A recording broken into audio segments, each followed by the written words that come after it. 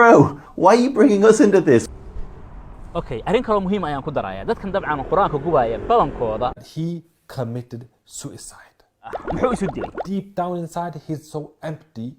He doesn't have any purpose in life. بسم الله الحمد لله والصلاة والسلام على رسول الله أرين دق رun ahaantii aadna dabcan haddii si loo fiiriyo laga naxo ayaa dhacday dabcan qof islaamka xumeeyey oo markaana sidaa ku dhintay macnaha ma ku faraxnaa ama ka murugoona qof inuu ku dhinto asagoo gaal ah qof walba muslim ah ma ahan wax uu ku farxo asal ahaan allahumma hadde qofka dabcan cadaawadiisa muujistay oo sida ilaahay shartiisa noo dhaafiyay waa sax waa arin laakiin waxaa jirta arin la dhaho ayadana sida dhinaca kale ah qofkan ma aanan la jecleen asagoo nuurkii alla arkin asagoo dabcan islaamin inuu sida ku dhinto ma aanan jecleen laakiin haddii ilaahay sida uu doortay asagoo dabcan islaamka la dagaalamayo oo sida ku dhintay ilaaha doortay marka wixii xaq u lahaa qofka waxaan leenahay uu helay alxamdulillah shartiisa ilaahayna dhaafiyay waxaa marka degdeg ah ninkii dabcan quraanka gubayay norwijiga ahaa ilaan waa 3 ama 2 ayaan filayaa mid kamid ah dabcan ninkaas aad arkaysaan quraanka gubi jiray la soo istaagi jiray kibirka iyo cayda iyo wixii la midka ah macnaha nafsadiisa ayuu islaafiyay woona isdilay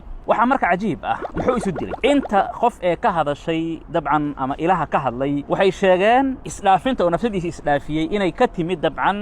depression xanuuno maskaxiyan gudaha inuu ka xasilnay wixii la midka ah arintaasi marka waa dhabo gaalo badan ay dhab ku tahay oo intay ciriiri iyo rafaad dhibaatooyin badan dareemaan kadibna sida isu dila nacam macal asaf waan ka xumahay inaan aragno zamankan khaasatan aan hadda noolnahay muslimiin qaar ka mid ah oo isdilaya isdaldalaya yani cabaaya sun meel iska tuuraya ama aad aragteen gudaha wadankeena Soomaaliya dad warqad qoray dardaarankooda maxaa ku qornaa wixii qabsaday deema lagu lahaa dhibaatooyin adduunyo iyo wixii la midka in isu dileen marka qof walba muslim horta meeshan waxaan oga sheegayaa waxaad ogaataa rasuulullaahi calayhi salaam wuxuu leeyahay qof alla qofkii nafsadiisa isdhaafiya oo isdilo ilaahay subxaanahu wa ta'aala naartiisa aadaya oo galaya caajalani cabdi nafsah oo baadarani cabdi nafsah falahu an-nar ma ilaahay subxaanahu wa ta'aala adoonkayga nafsadiisa ugula soo degdegay sida darteeda naar ayuu leeyahay marka qof walban wuxuu isku dilay buu rasuulka noo sheegay calayhi salaam in lagu cadaabi doono macnaha qofa meel iska soo tuuray qofa mindi isgaliyay qofa sun cabay yani meel alla meeshaad isku disho waxaad isku disha dhex ayaa dabcan qofka aakhirad lagu cadaabaya oo markaasi cadaabtiisa noqonaya mar walba marka waxaas isku dilaya waa la soo nooleynaya naf ay la gelin hadana isdilaya isla sidii hadana sida maanta marka tusaalaan qofkii meel iska soo tuuray maanta dhan meel buu iska soo tuuraa qiyaamaha waxyaala lagu cadaabi doono ka mid tahay woo dhinta hadana la soo nooleeya hadana meesha fuula sidaas oo kale yani subhanallah ilaahan kama galayna marka ninkan waxa la sheegay inta badan in xaaladda ay qabsatay kadibna oo sida oo ku tagay walaalaha qaarkood oo ka hadlayna waa kuwaas aad arkaysaan He committed suicide. Now look at this. An individual is burning the Quran to express all of these emotions and his hatred towards Islam and Muslims. But deep down inside, he's so empty. He doesn't have any purpose in life except to spread hatred against Islam and Muslims. So he feels so depressed that he doesn't feel the life is worth living. wuxuu ahaa marka qof aan la gaban cadaawadiisa iyo naceebka islaamka uu qabo asaga iyo midka ka weyn dabcan nin kale ayaa ka weyn oo number 1 ah oo mar walba iyo xaalad walba waliba kaasi ma aqaan sababta warbaahinta kaasi aad u wadwadaan kan inta badan aniga xataa marka la fiiriyo markaana igu laba ah aan arkaayo yani horay uma aanan arki jirin haddadan aan arkay oo xaaladiisan aan ka warramayo iyo mar kale oo video yar oo kooban aan kaga hadlay laakiin ka kale waxaan arkaynay mar walba inuu ahaa midka front line ka taagan dabcan kana kaga yaraa si hadii loo fiiriyo laakiin asagana waa kaasa hadda sawirkaas aad arkaysaan quraankii intuu gubay ayaa marka dambastii kitaabka ka soo dhacday ayaa wajigiisa ku daadatay marka uu iska tirtiraya waa kaas aad arkaysaan cadaawadaasi u qabeen marka almuhim waa mid un cadow ah ilaahayna subxaanahu wa ta'aala ku dilay asagoo cadownimadii iyo naceebkii islaamka u qaba sidaan ku dhintay marka shar na dhaaftay iska dheh This Quran burner in the picture, it's a Quran burner that is living in Norway. Yesterday, in the age of 42, he passed away. This picture on the screen is from the 26th of November, when he was trying to destroy our Dawah stand in Oslo, in Norway. They get depressed and they don't want to live anymore, and in the end, they take their own lives. arinta kale marka aan leeyahay marka ma ku faraxnaa ama waan ka murugoona waxaan ula jeeday rasuulullaahi calayhi salaam xadiidka saxiix ahaa ayaa wuxuu booqday wiil yar oo yahuudi ah oo u shaqeynayay oo kamid ahaa shaqaalaha rasuulka calayhi salaatu wasalaam marka wuxuu u booqday wuu xanuunsaday wiilka xanuunkiisa dartiisa ayuu rasuulullaahi calayhi salaatu wasalaam intuu u booqday ayuu wuxuu ka fariistay dhinaca madaxiisa agtiisa ayuu fariistay markuu rasuulka fiiriyay wiilka yahuudiga ahaa xanuunsan aad u xanuunsanaya ayaa wuxuu ku yiri aslim islaam wiilkii yara aabihiisa oo fiiriyay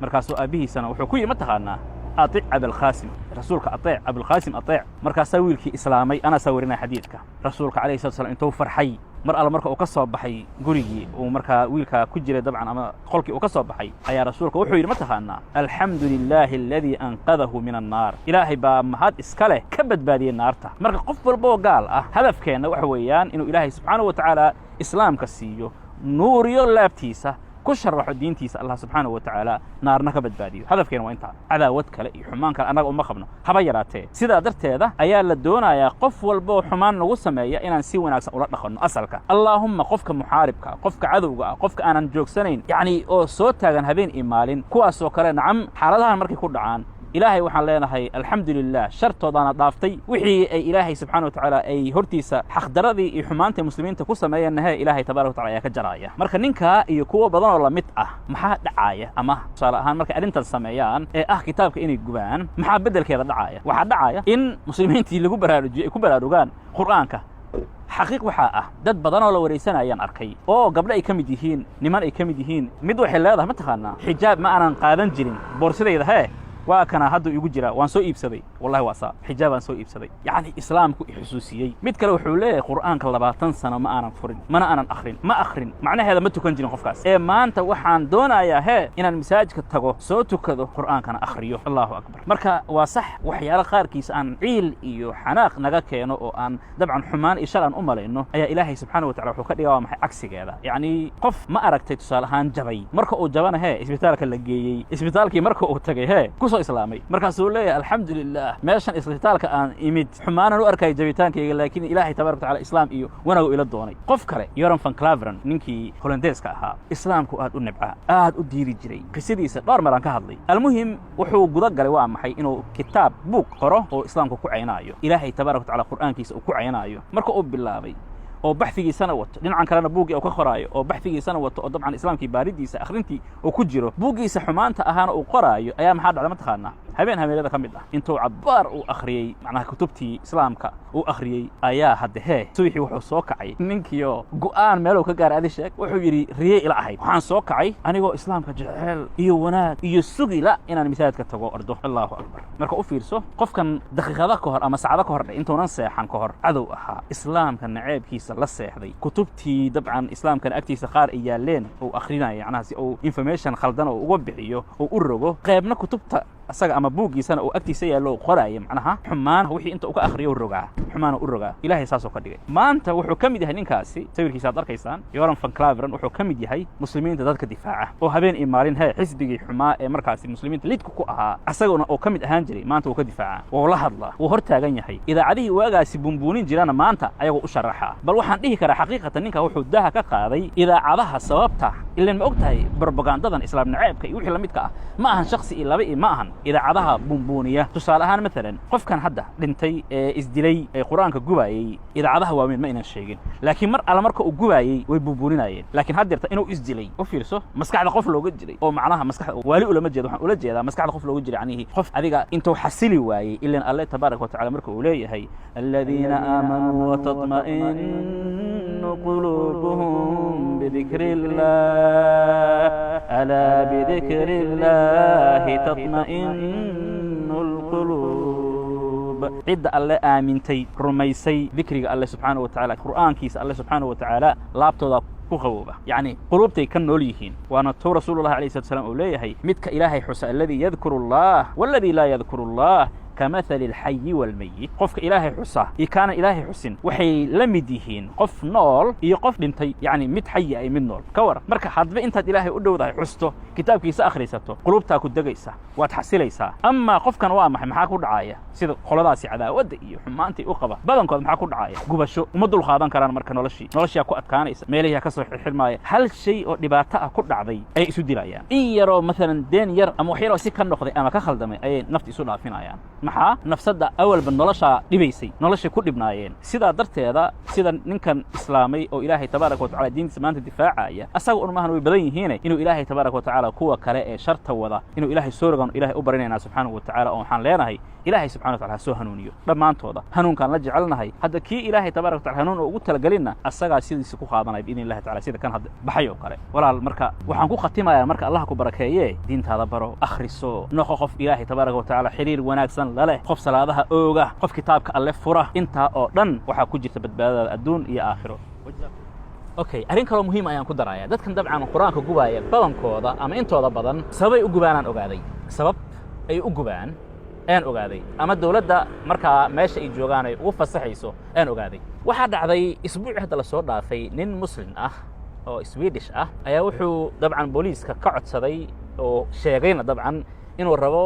tawraah ama kitaabka yahuud inuu gubo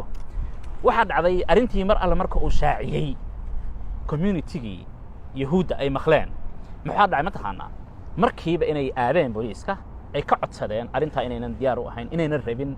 ay tahayna in la joojiyo yaa samaynaya waa yahuudda Bro, why are you bringing us into this? Why are we catching strays? We didn't burn your holy book. markiiba waxay gudbiyeen dacwad markiiba waxay ka hortageen ay hor istaageen in la gubo asaga asalkiisa marka ma una rabin inuu gubo kaliya wuxuu rabay inuu soo saaro sida uu sheegay dabcan shir jaraa'id oo qaban doona oo journal ka hadli doona yana badnaanba dabcan almuhim wuxuu ka hadlay oo yiri aniga ma rabin inaan gubo diyaarna ma ahan inaan gubo maxaa yeelay waxaan ogahay haba yaraatay inaynan noo bannaanayn kitaabkeena qur'aanka ha ahaado ama kitaab kale ilaahay subxaanahu wa tacaala soo dejiye ha ahaado oo markaasi tawraa ama injiil iyo wixii la midka ha ahaado يعني قيب كميد هو رن أو بدنا كجرا سيدا درت العداوة دان إلهي كلام كيس أقبايو أنا جوا محيطها كلي واحد ربنا نصو صاروا يري منافق لماذا دت كان المهم حد عي يهودي مركي عتيقة سمين دولة دي ودعوة دنيا وتجين ولا جوجي سبب مركا كتاب كان القرآن كان لوجو إيران على لوجو بايا ما تخاننا هذا ما يعرف أنت مسه بس نقول شرحها أوكي وحال لوجو بايا وفيرسو وحن رجينا عنك وأنسوينا عنك مسلمين هذا يعني هي إن لناصم أي واحد يعني إن الدولة وحنا ناصم يسوع محن أولد جيدا وحن أولد جيدا أرنتن دعضي أو كتاب كان لوجو معناها مسلمين توي أبودين إن يدبعن أتجان دولة ده أما بوليس أتجان أي دهان لا ما أقبلينه ما جيلينه يعني لجوبين يعني لسمين رالي كمان هي يوحلا متكا وي أبودين لكن ما ينسمين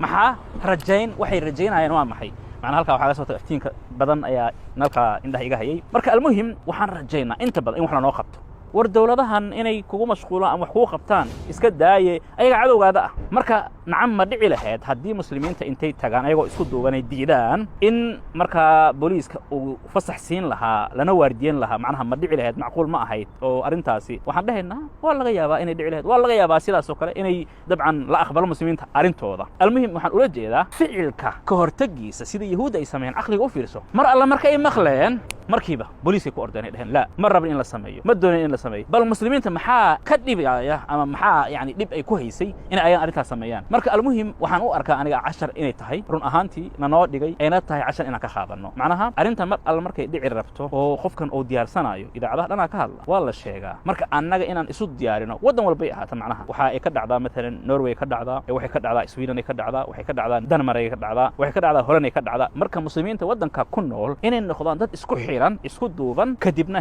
arintaasi mar alla markay maqlaan booliiska u tagaan ha arkaan markay booliiskii u sheegeen ay dacweeyeen ay dhaheen ma rabno lama sameyn kar ay dhaheen haddii booliiska ogolanaya aragna markaas nacam waan u badinaa inay ogolaan laakiin almuhim xujada in lagu ogaan ula jeedaa yani ay arkaan dad isku duuban sida yahuud bay isugu duuban yihiin markii aan rajayn wax walba ay naga noqonin macnaha taasa la sameeyay intay ka dhacday yahuudiya u shaqeeyay yahuudiya u dacweeyay yahuudiya markaasi qaban qaabi ayaga isqaban qaabiyay ayaga isku xiran marka meel walba aan joogno fadlan aan isku xirnaano dadkan horarka ah waxaan uga hortagi karnaa anagoo isku xiran dacwadaasina waxba ma aan inta booliiska kugu dhow ama meesha uu rabo booliiskiis inta loo sheego ay waxaan joogsanayaan marka run ahaantii arin waxay ahayd yahuud badana ka hadashay ayagoo diganaya oo dhahaya yani kitaabkeena say u gubi karaan waa kaas aan ka hor istaagnay waa kaas isku duubanahay wixii la midka fiidiyoda YouTube hadaad ku qortaad ku arkaysa dhowr qof oo yahuud ah ka hadla arinta almuhim intaasaan doonayay inaan dabcan idinku baraarujiyo xaqiiqatan ayna tahay qofka inuu ogaado waxyaalaha noocan oo kale war ummadahan kale qaarkooda sida khaasatan yahuud oo kale say isugu duuban yihiin ayay tusaale u tahay wajazaakumullahu ta'ala khayran wassalamu alaykum wa rahmatullahi wa barakatuh